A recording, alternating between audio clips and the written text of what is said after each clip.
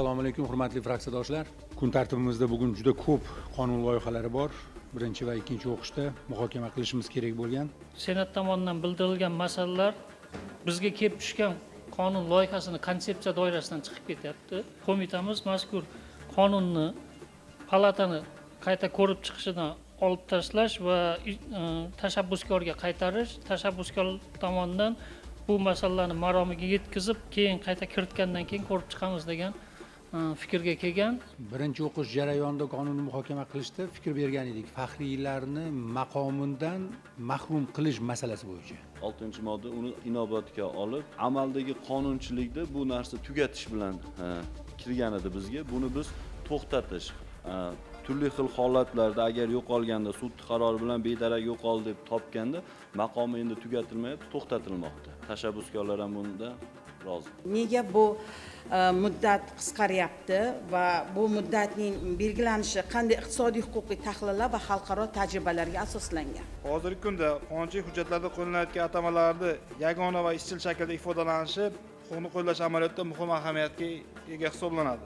Uning asosiy maqsadi qonunchilik hujjatlarida qo'llanayotgan atamalarni yagona shaklda bayon qilish va shu orqali turli ko'rinishlardagi yuridik atamalarni bir xillashtirishni ta'minlashdan iborat. Bu tashabbus, partiyani tashabbusi, atamalar komissiyasi bilan yaqindan ishlab shu jarayon boshlandi.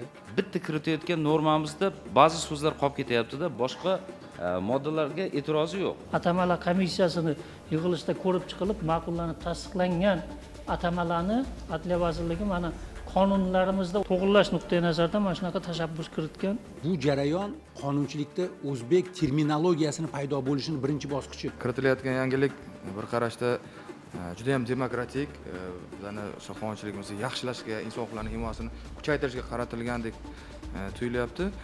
Lekin boshqa tarafi bor-da.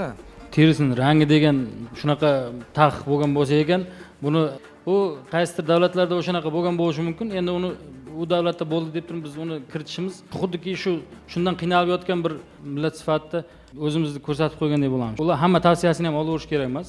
Bu bizga xalqaro tashkilotdan kelib tushgan qandaydir bir tavsiya emas. Biz o'sha majburiyatimiz doirasida amaldagi qonunchiligimizni takomillashtiryapmiz. Rad etilmagan joy bo'lsa, unda muhokama qilsak bo'ladi. Konstitutsiya yuqoridagi gapimiz tasdiqlayapti, ya'ni terining rangi deb alohida e'tirof etishimizga nazarimda hojat yo'q.